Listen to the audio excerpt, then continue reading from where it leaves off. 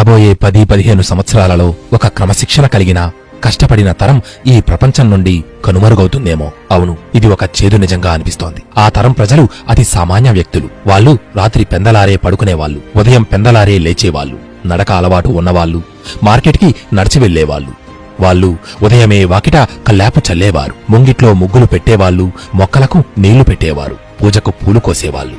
వాళ్ళు మనిషిని మనిషిగా ప్రేమించేవాళ్లు. వాళ్ళు అందరితో ఆప్యాయంగా మాట్లాడేవాళ్లు, కుశల ప్రశ్నలు వేసేవాళ్లు, తోచిన సాయం చేసేవాళ్లు, 2 చేతులు జోడించి పెద్దలకు నమస్కరించేవాళ్లు. వాళ్ళు ఉత్తరం కోసం ఎదురుచూసేవాళ్లు, ఆ ఉత్తరాలను తీగకు గుచ్చిన వాళ్ళు, పాత ఫోన్లు పట్టుకు తిరిగేవాళ్లు, ఫోన్ నంబర్లు డైరీలో రాసిపెట్టుకునేవాళ్లు.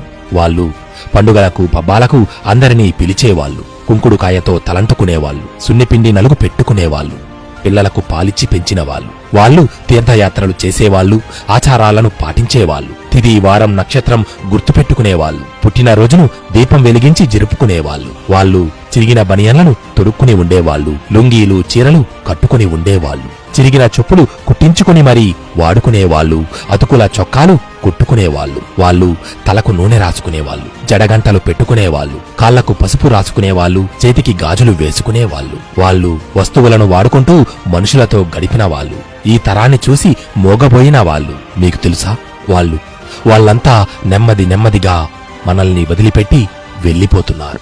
మన ఇళ్లలో ఇలాంటి వాళ్ళు అతి తక్కువ మంది మాత్రమే ఉన్నారు. మన ఇంటిలో ఇలాంటి వాళ్ళు ఉంటే మాత్రం దయచేసి వాళ్లను బాగా చూసుకోవాలి.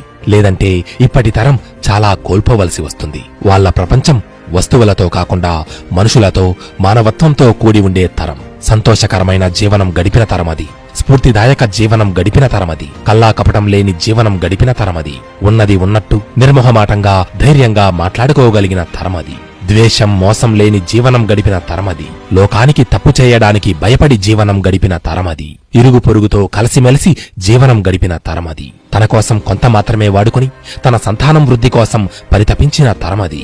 వారి నుండి మనం ఏమీ నేర్చుకోకపోతే మన తరువాతి తరాల మనుగడ ప్రశ్నార్థకమవుతుంది.